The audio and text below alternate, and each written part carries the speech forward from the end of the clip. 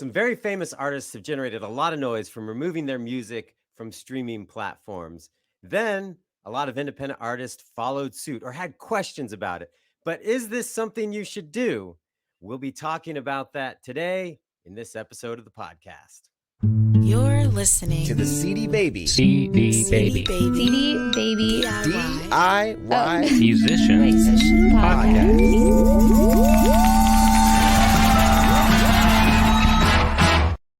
Hey there, and welcome to episode number 294 of the CD Baby DIY Musician Podcast, where on this episode we'll be talking about, we just called it Before You Remove Your Music, Listen to This. So we're going to be talking about the idea of artists removing music from certain platforms for whatever reason, but should you? What are the consequences of that? We will get into all of that today. My name is Kevin Bruner. Joining me is Chris Robley. It's good to see you. Not in real life. I know we just saw each other in real life. I know, and it's weird because you and I have worked together for 16 years, which means there's a lot of experiences we've had together. But it was shocking when I realized when I saw you in Austin a couple days ago that it's been 2 years since I'd seen you in person and been in the same room with you. But we do this podcast every week. It was just weird, very weird. Yeah, you were like, "Ooh, in real life, he's really looking pretty haggard." Pandemic hasn't been so kind to you, Chris. What happened? No, you looked amazing, Chris. I'm glad I was looking good because it was a long flight, which should have been like a 7-hour trip turned into a 20-hour trip. So our dinner was, Yeah. I was pretty tired. Yeah. Next time, why don't you not take so many planes to get to Austin? That would be helpful. Well, I would have liked it. They just canceled most of them because of ice. Bummer.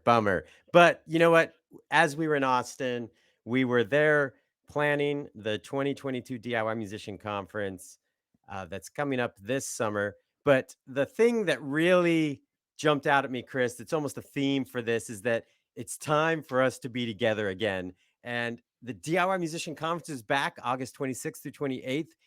Tickets right now are just $99. You want to be there. Trust me. Just head to DIYmusiciancon.com to get your tickets. Just being with you and Christina there in Austin, planning the conference, getting excited about it, and just remembering how important that getting together with like-minded individuals is for your musical pursuit. And that's one of my favorite things about being at the conference. Being a musician can be a lonely endeavor. A lot of us do it. You know, we have family that don't get it. You know, like, when are you going to go get a real job, or when are you going to stop screwing around with that guitar? And they just don't understand what it's like to be an artist. But over the last couple of years, it's been even lonelier. A lot of us has been isolated and feeling disconnected. And it's so important to get together with like-minded individuals, get excited about your music career again, make those connections, find collaborators, have some showcase opportunities, and just learn a lot of cool stuff because so much has changed over the last 3 years since we've been together. So just for the sake of it being good for your soul, you should come to the DIY Musician Conference, Austin, Texas, August 26th through 28th, DIYmusiciancon.com for your tickets. And if anything, there's rumors that there'll be an epic pool party afterwards. Yeah, it was interesting as we were planning this event and thinking of all the sort of experiential things that people are going to benefit from if they're there in real life, all together as a community. We had this moment after about 2 or 3 hours of planning session. We were like, oh my gosh, like this meeting right now is what we want to happen at the conference. Things happen way quicker. There's no lag time on whatever, no latency on reading someone's emotional facial expressions. And I felt really alive again in an interesting way. It was like, wow, I've missed just brainstorming in a room with people. Yeah, So yeah. It's amazing how much you can accomplish with people together in the same room. And we're looking forward to it. Tickets are just $99. That will go up soon. And you want to get in at the $99 price. So you know the place. All right. A reminder, you can weigh in on anything we discuss on the podcast or something we don't discuss on the podcast. You can do so by calling 360-524-2209, or you can email us at podcast@cdbabypodcast.com. Or if you're watching it on YouTube, you can leave a comment and we will share some of the feedback we get in questions. So today, Chris, we're talking about before you remove your music. We want artists to listen to this because should you remove your music? What are the consequences? Do you know why you're removing your music in the first place? And it seems to be something we get asked more and more. And it's been something that even just as we moved to streaming, we started hearing about. But you've got a brief history of the topic for us. So it seems like ever since digital music became a thing, there have been various complaints from rights holders, whether they be songwriters, labels, independent artists, Mhm. famous, wildly rich artists. Everyone has had their own little angle on why they feel like they're missing out, being taken advantage of, stolen from, their rights are being violated in some way. And I do think throughout the last 25 years or so, or whatever, ever since Napster, some complaints have merit. And sometimes I feel like it's almost like a strange form of scapegoating, like you're scapegoating technological advancements for your life getting harder as an artist, or new Lack challenges of you have to face as performance. yeah, right. So there's some amount of scapegoating, and then I also feel like there's a little bit of comparing apples and oranges when it comes to business models or royalty payment structures. So I think in this episode we're really kind of uh, speeding through a lot of that history and getting up to about a month ago when Neil Young famously said, "I'm going to take my music off of Spotify." And for him, it was a protest against the fact that Spotify had become sort of the main platform for Joe Rogan, paid him a bunch of money, that he was objecting to some content that Joe Rogan was putting out. Then, in the wake of that, a bunch of other famous artists like Joni Mitchell and Nils Lofgren and India Ari, and the list is fairly long, also said they were removing their music. And then the message started getting a little weird. Some of them were on board with Neil that it was about speech or about the opposite of speech. Suppression of Objection, boy, speech. objecting to the fact that Spotify was platforming someone who they didn't like the content, while others were talking about payment and lack of payment, lack of fair royalties, or what they perceive as fair royalties. And I was like, wait, what is this all about? Is it speech? Is it payment? What's the deal? And then, while my mind was trying to get wrapped around that, then I started to see on Twitter all these indie musicians starting to remove their music, or even just asking the question, can I remove my music from such and such service if I use CD Baby's distributor? So then I started to get concerned. We should talk about this. Is that a decent history? Did I forget anything in the Yeah. backstory? Yeah, I think you covered it all. And like you said, we've had artists asking these questions since the rise of digital music. And then I think for a number of different things, not even just related to streaming, over the years, we've seen a major label or a very, very famous artist do something. And then a lot of independent artists follow them as if that person is supposed to be an example for us of how to proceed in the music business. I don't know why that connection gets made, but that seems to be the case. And the big frustration for us initially is artists not understanding the consequences that they may face that that major label artist will not face, or how Right. their career is different than where most of us find our career, and our needs and our goals and objectives are different than what that artist at the mainstream major label level what they're looking to do. So that I Yeah. think is a trend we've seen, and so we figured it needed to be addressed.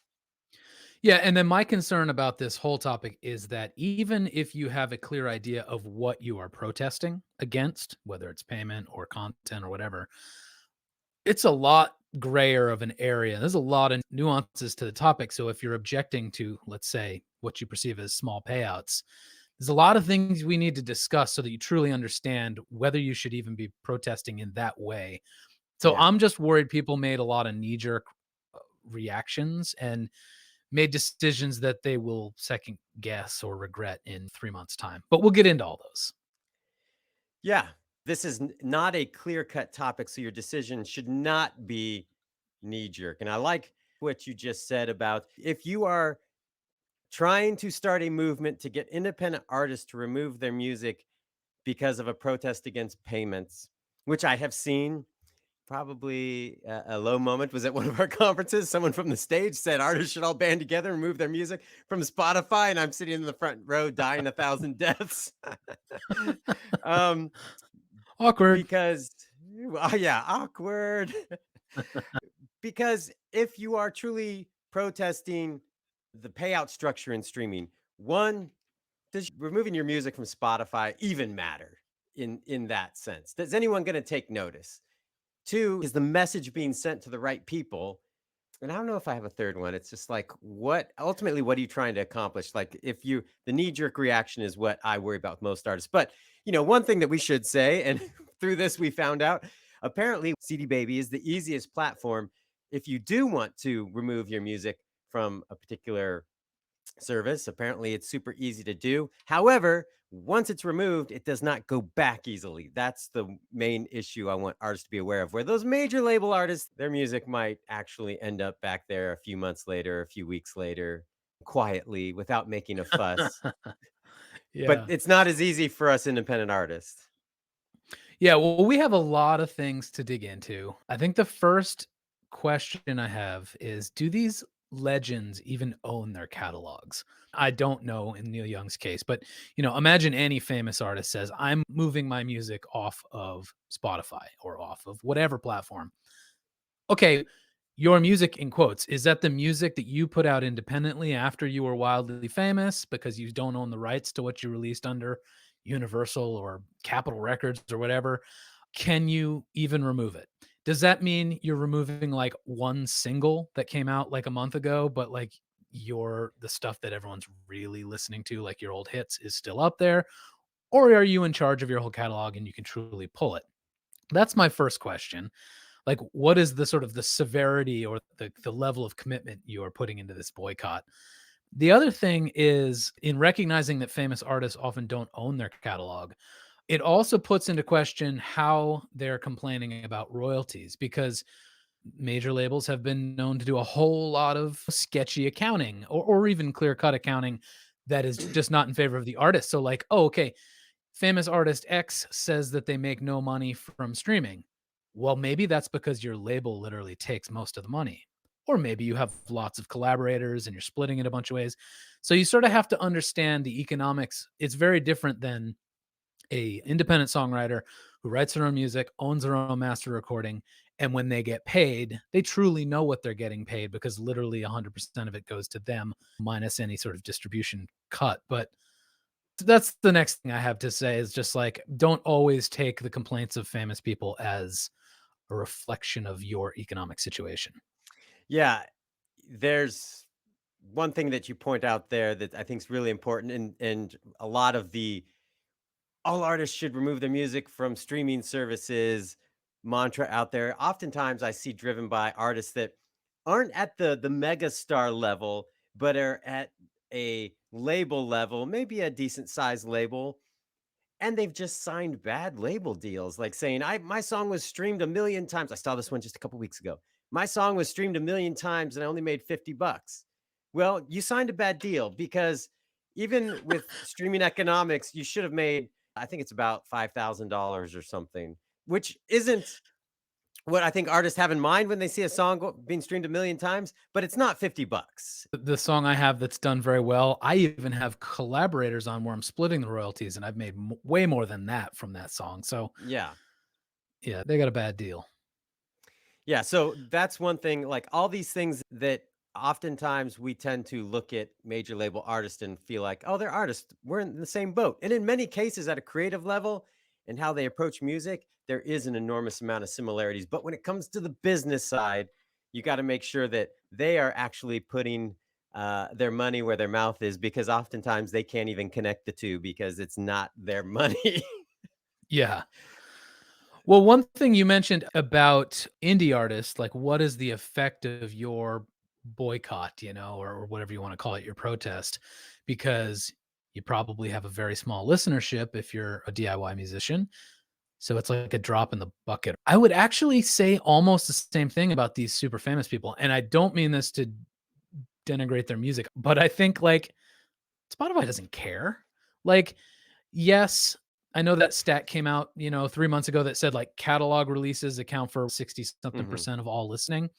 But even defining catalog or legacy recordings, that's a huge, huge bucket of people. Like, so even if it's just Neil Young and Joni Mitchell, like, what does it matter? Spotify's still got Ed Sheeran and Drake and Billie Eilish, and that those people's music could be defined as catalog depending on your definition. So Yeah. I also just don't know how effective a move this is. And what's funny with a lot of these major label artists, because was it David Crosby like made a statement and then found out he didn't own his catalog?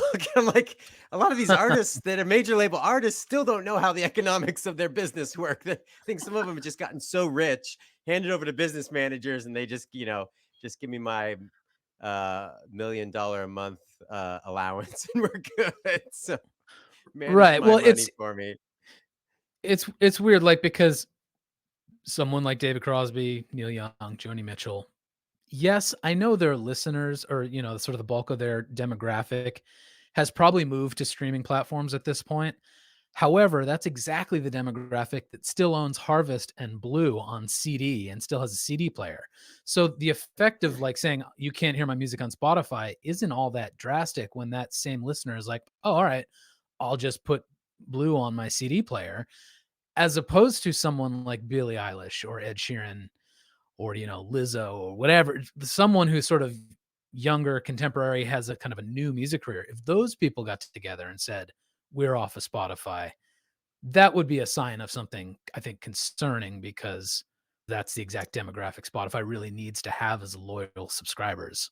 Yeah, and that's what bothers me partly about this pull your music from Spotify thing we went through is like all the artists that were vocal are artists where their demographics are probably the least to be impacted of their listenership compared to some genres or newer artists where their fans, this is all they know.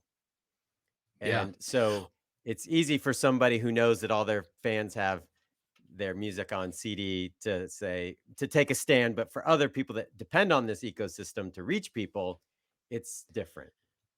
Yeah, and those artists have had 3 or 4 different chances to resell their music. They're legends, their careers are long ago made. And when I think about how this affects an indie musician who's just trying to build a career, it's like, are you taking a principled stance or are you truly punishing your fans? Because our last data thing that we did for CD Baby Payouts said that Spotify accounted for, was it 44% of our artist streaming revenue? So Yeah. just say that 44% of your fan base is on Spotify. So your principled stance is now going to like wipe out half of your listenership. And if you're truly at that point in your career where you're really building an audience, it also means they're probably not loyal enough to want to jump through any other hoops. They're not going to go subscribe to Title or whatever else to hear your music when they're already paying Spotify. They like Spotify, and they're probably not going to, go to SoundCloud or Bandcamp or anywhere else. So then you're really just punishing your fans. That is the biggest thing I worry about. Yeah, I think that's something that artists have really struggled with since the adoption of streaming. We spent so many years in the music industry having one dominant format, whether vinyl, a CD, or downloads. And in those situations, vinyl and CD, you went to a store, you got the CD. But in the download era, iTunes reigned supreme. So it still felt somewhat similar, even though the economics started to shift and how much you got paid and all that. But then with streaming, we saw just a fracturing of the fan community and how they consume music. And so, as independent artists, you are trying to reach as many people as possible. And that's why at CD Baby, we say we distribute your music to all these platforms all over the world. Because for an independent artist, you want anybody who might potentially be a fan to have the opportunity to hear your music. Because ultimately, you are in that brand building stage where you are building things. You are not in that stage of just like, all right, I've collected my fans now. How do I best capitalize on this situation? Most of us aren't to that point yet. So it's like having your music everywhere is critical for people to find you, especially independent artists.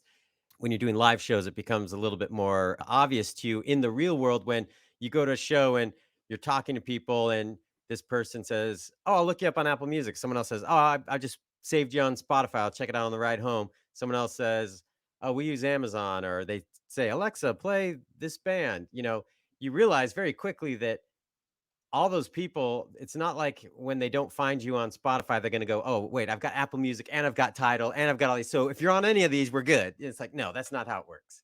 Most fans are picking a platform and that's where they're going to go. And if your music isn't there, that's Yeah. your loss. You reminded me of one thing you said. All these older artists who are now removing their music from Spotify are the same ones who held out on adding their music to Spotify or to streaming. I shouldn't even single out the platform. They were like, no, we're not putting our music there, until they saw that all these indie artists were having massive success there, and that Yeah. newer label catalog was doing well, and literally streaming shifted the course of the music industry. Earnings were down, down, down, down, down, down, down, down, down. And then streaming was the one thing that reversed the trend. And so, if this protest is about payments, what changed? It's the same exact payment model that made you jump in. So why jump out? Yeah. And you know what's funny with the stat you already shared that we also talked about on a previous episode of the podcast, that about 70% of music consumption now is catalog. And I forget what they consider catalog. I think it might be stuff that's older than 2 years after release. I can't remember. There's some metric they put in there. But that tells me that all these artists that initially were holdouts, that were major label artists, are the ones benefiting the most from streaming now, Yeah. because all these people who can't get those CDs oftentimes, because a lot of them are out of print. Even a lot of top selling catalog pieces are hard to find or out of print. That's the only way you can get to a lot of the music now. And so they've been able to access a whole new generation of fans from streaming. And so yeah, you got to understand what's really going on. And it's funny. I was just thinking that if all the independent artists pulled their music, that actually benefits the major labels even more. The way Then they make payments even work, more. they make even more money because payments don't work like a lot of artists think. Yeah.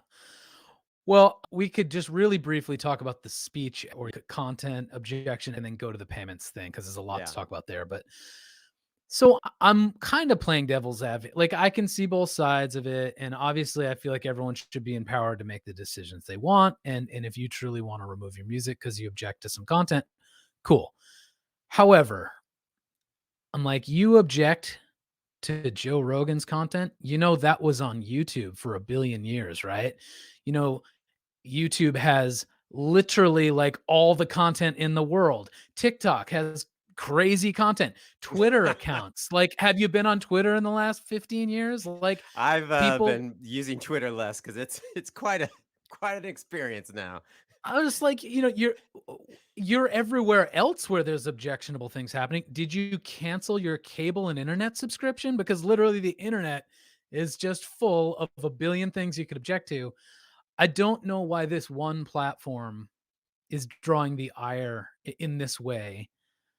Or I guess I should say, I don't know why they're exclusively drawing the ire, because I think the whole thing of social platforms is potentially problematic in this same way. And to me, it's like, I have no complaint with anyone who's objecting to Joe Rogan's content. I'm trying to call into question the inconsistent application of boycotting when you could probably find something equally or more objectionable on Yeah. every other platform. So, Well, and part of me with the Joe Rogan thing, my question is it partly because it was a different move for Spotify? Like when Spotify got into podcasting, as a longtime podcaster, I was actually kind of concerned because I thought the beauty of the podcasting format is you get conversations about a lot of different topics in a casual format where it's more discussion oriented. And it tends to be, especially the early years, very lo-fi, but the idea is more community driven, more just feeling like you're hearing from real people, not this produced news thing or this produced TV show. And I was thinking that Spotify getting so into podcasting, they keep buying up podcasting companies that it could be detrimental to the platform if everything is suddenly behind a paywall, because that was like the opposite of what podcasting was about.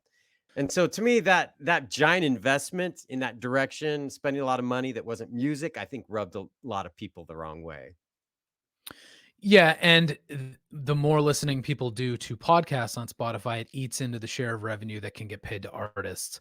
So I Yes. get that as well. However, we'll get to something later that is sort of the other side of that coin. Yeah. Well, we can jump into your section here that says if you're wanting to remove your music from streaming because it's about payment, well, here's some things you need to know. Yeah. So first, almost all the other competing platforms have the exact same payment model. They take all the money that they earn from different tiers of subscribers, different territories, different kinds of listening, passive listening versus interactive listening, and all of those things generate a slightly different royalty. They put all that money together and then they say, we're going to pay this out based on market share. So the artists that get streamed the most get that proportional percentage of the overall subscription revenue. That's the sort of traditional streaming model, as opposed to something like fan centric or listener centric royalties, where basically what they do is they take an individual subscriber's money, say it's $10, and they say, well, this person listened to 50% the Beatles, 10% Drake, whatever that's left, 30, 40% something else. And then they paid that $10 out in that way to those artists. However, very, very few platforms do that. So most of them pay the other way, the same way Spotify does, which makes me say, why is Spotify getting all this criticism? The other thing I think we should remind everyone is that based on certain measurements, Spotify is barely profitable. If you look at their whole history, they've had very little time where they've reported profits. One thing that kept getting reported is they were reporting Spotify's gross revenues, and what wasn't being accounted for is after they pay out artists, how much money they actually have left over, because that money mostly is not theirs. So after they pay out artists, there's not a whole lot left over. A lot of that money they're collecting is going to artists. But on the flip side, people see Joe Rogan getting, it was reported at 100 million, but apparently it was 200 million. That also came out. I don't know if that's how much Oh, truth there interesting. was in that. Well, But they see that and they go, well, that's going to somebody specific. Why don't they break that up and give it out to all artists? yeah. So one thing I really also wanted to point out is Spotify is at a disadvantage when you look at them competing with YouTube Music, Apple, Amazon Music, because Apple and Amazon basically treat their music service kind of as a loss leader in a way. It's a way to sell devices. The subscriptions come bundled with Prime, or they come preloaded on your iPhone. YouTube is an ad platform. So just taking those three main competitors, they all have endless ways of making money. Spotify is an audio platform. Like that's I know they have ads and stuff, but like really their subscription revenue is how they make money. And so they are at a disadvantage, which is why I'm not all that upset when they started focusing on podcasts and kind of cutting into the music side of the royalties, just because I think it's something they're trying to do to stay alive and profitable when they're competing with people who sell devices. And Yeah. I mean, in Amazon's case, they literally sell everything. So that's another thing I Yeah, think they we are the should point out. biggest streaming platform that is relying on their streaming service being profitable in order to make money, where the other big ones don't. And honestly, when they got into podcasting, they had also talked that they were going to get into video, which they haven't yet. So my biggest concern was not the payout, but that this platform that was music centric would start bringing in all the other things that are distracting people from listening to music, and that being more of a concern to me than the payout structure. Yeah. Well, if we could run a few other things on the list, I think people also forget that streaming enables income from passive listening in a way that terrestrial radio didn't, because terrestrial radio, let's remember, only paid the songwriters, writers, and publishers. They never paid labels or people who own the sound recordings. So passive listening on streaming is kind of a whole new revenue stream. And that could be either non-interactive radio aspect of a streaming service or Mhm. just playlists. So that's important when you compare it to how radio worked in the old days, as well as how label contracts worked in the old days. Like there's potentially more money on the table or more percentage of money on the table now for you. And then the breakdown of Spotify's model is 50 something percent goes to the label or sound recording. I think it's 15% goes to the publisher, songwriter, and that leaves about 30% for Spotify, which again, like you said, is not all that much when you think about the total payouts they're doing. And then at the same time, if you're comparing it to downloads, that's the exact same cut that iTunes made. So if you think iTunes was fair and Spotify isn't, just remember they're making the exact same percentage of their revenue. Yeah, and the passive listening thing you mentioned, I think, is really critical because the streaming world has drastically increased music consumption because of passive listening. And that's places like your doctor's office, the dentist office, places where they might have had, a radio station playing easy listening music before. Now they're playing playlists. And we've seen people, especially like solo piano artists and things that play chill music and music that's calming, just thriving from passive listening. Do people know who they are? No, but they're making a lot of money and their music is getting used and it's useful in the world. It doesn't necessarily mean they're on a big stage in an auditorium with 1,000 fans screaming for them. The way music gets used has changed a lot and it's expanded, which has been a big boost for all artists, but especially independent artists. Yeah, well, so when it comes down to people saying streaming should pay more, like I say, yes, streaming should pay more. But the problems with that are where's the money going to come from? Because sound recording rights owners and publishers can fight all they want between each other to get a bigger slice of the pie. Labels don't want to pay publishers more. Publishers feel like songwriters deserve more money. Great. But they're just haggling over that 70%. Spotify's already got those slim margins making their 30, so it's not going to come out of their pocket. Yeah. And then for most independent artists, when I look at my own situation, I don't give a damn whether the songwriters or the labels earn more because I'm both and I'm always going to be both. So I get all of that. So what do I care who wins in that regard? I mean, in a selfish way. And then that leaves you thinking like, where's the money going to come from? Oh, should it come from the listener and the subscriber? Well, guess what? I bet Spotify would love that too because that drives up what they're making from that 30%. They would love to have their subscribers pay more, but they have market forces, competition, people accustomed to that 9.99 threshold. And I bet no one wants people to pay more than Spotify does. Like they would love it. So again, do you want to pay more than 9.99 a month? If you are, like, cool.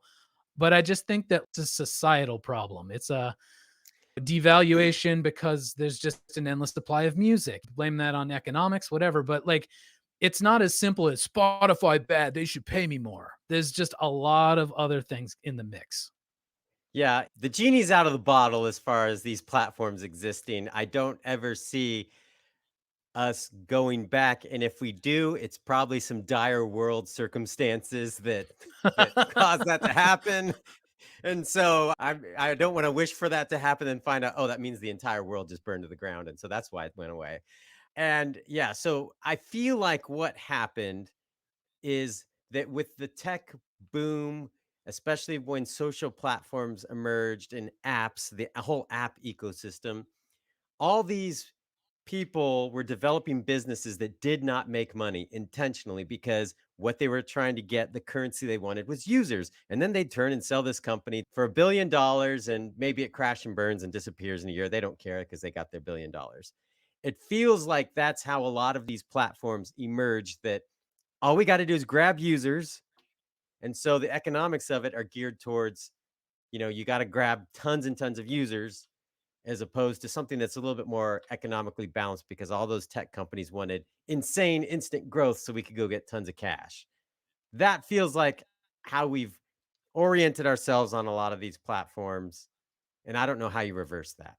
Yeah. Well, I think the last thing I wanted to point out is everyone objecting to payouts seems to forget that there's quite a few artists, and I mean like independent artists, making decent money from Spotify. Like Spotify has helped them create careers. And I don't mean like 5 success stories. I mean, it's got to be thousands and thousands of independent artists who, either have Spotify as a kind of continuing revenue stream pays them well, or maybe they had a year or two of doing extremely well on the platform, and then just like everything else, things wax and wane. But they had that bubble of success that helped them build their career in other ways. Now they tour, they sell merch, whatever it is. Spotify is only one piece of the career, but for that year or two, it made them. So it's also a tool that is benefiting people. I'm not saying it's making everyone famous, but nothing ever has. Like in the history of recorded music, most things failed.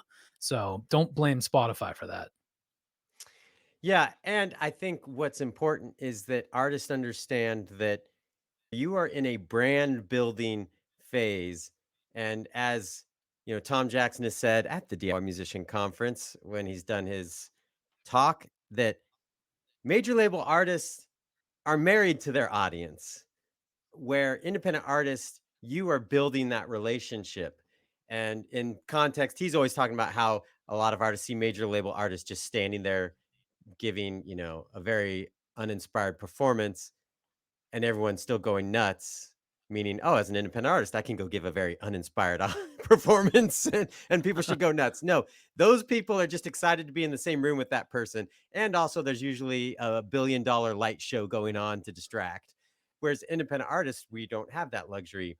So I think for most artists, you got to look at this. I'm building a brand, and I need to continue to bring those people closer and closer and develop that relationship so I can ultimately own that relationship through them buying directly from me in my store or buy other things that are supplemental to the experience, and not just trying to say, no, if you want to use my music, you can only buy it directly from my website, and then figure out how to download the MP3s and put them on your iPhone that hates doing that. And it's like, you know what? Never mind. Never mind. All I wanted to do was check out your music because we met each other and you said, "Hey, you should check out my band." And now I've got to jump through all these hoops. It's like, never mind. That's the problem I think most artists face. Yeah. Well, if I sum up my thoughts around this, Spotify or any platform like this is probably never going to be the be all end all of your income. If you're an independent artist, you're probably piecing it together from a bunch of revenue sources. And you're always going to be making the most money from your most dedicated fans. And that could be merch sales, it could be vinyl sales, whatever, concert tickets. But if you know that, then you could look at Spotify or any streaming platform as a brand building tool, a way to get passive income, a way to build your audience amongst new listeners. And if that's true, don't punish your fans by removing your music. Unless you have analyzed all of these factors and you still feel certain, then do whatever you want. That's my take. And if you really want to remove your music, CD Baby can help you with that. Just hopefully you've really Yeah. considered everything we've said. Yeah. My hot take would be that here's my hot take.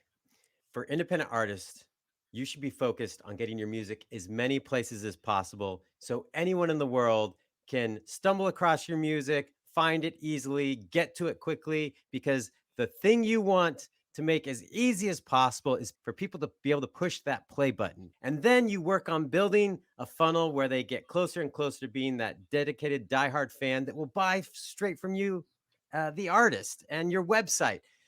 But removing your music from the top of the funnel is like turning some of the faucet off. And it's like these sources that lead people to your music start disappearing. No one's showing up at your website without some other prompt. So I think when you start removing your music from platforms, you start really shutting off that pipeline that's valuable to you as an artist, because what's important is for discovery. Yes, you want to get paid. Yes, you want to get paid the most possible, but it's also about looking at all your revenue sources and keeping your fans moving closer and closer to that direct relationship with you as the artist. But that's what we think. We'd love to know what you think on this topic. You can call our listener line at 360-524-2209 or email us at podcast@cdbabypodcast.com. Or if you're watching on YouTube, just leave a comment below. Have you removed your music? Do you want to? Are you thinking artists are making a mistake? What are your thoughts? We want to hear about it. Are And you one of those people who removed your music in protest and then 2 weeks later was like, "Oh, what did I do?" we want to know your thoughts, the things that you're thinking about, concerned about, questions you have. Weigh in. You might be on the podcast. Oh, you know what? All right. One other question we should throw in there is if you're going to the DIY musician conference, and you should, what sessions do you absolutely want to see? Like, what do you want to learn about while you're there? We probably have it covered, but it would be interesting to just make sure. How about this? Not just what you want to learn about, but what you want to do. Because when you that makes me think that I'm sitting in a room staring at someone talk for hours and hours and on end. But that's cool. There's lots of stuff that you got to absorb that way, but what experiential things do you want to do when you're with a bunch of crazy artists in Austin in summertime? You know what we Let should us know. do? We should do, Lady Bird Lake, which is actually a river that goes through Austin, Texas. I noticed while we were there, Chris, they rent paddle boards and inner tubes. We should just get an entire conference inner tube float down the river, like 1,500 artists all linking arms, floating down the river together. We'd probably make the news too. So we want to know, what do you want to experience while you're in Austin? How can we make this the best conference ever? And we hope to see you there. Again, you can get tickets at DIYmusiciancon.com. They're $99 right now. Don't wait to get them. You want to be there. Trust me. It was delightful to see you in person. You're not just an avatar or person in a box on my screen. You are real. That was good to verify. Yes, it was really good to be with you in the real world. And if anyone wants to see a picture of me on a jackalope, uh, it probably won't You be on can Cedar follow me Davis' on account anymore. Instagram. Well, You can it's follow on it's Kevin. on That's right. my it's on my account, my Instagram account. You could see myself, Chris, and Christina all individually riding a jackalope, which, I mean, come on, we had to do it. It's like, It was there. well, we're talking about jackalopes, so I think this podcast episode is officially at the end, and Peace. we will catch you next time. Take it easy. See ya.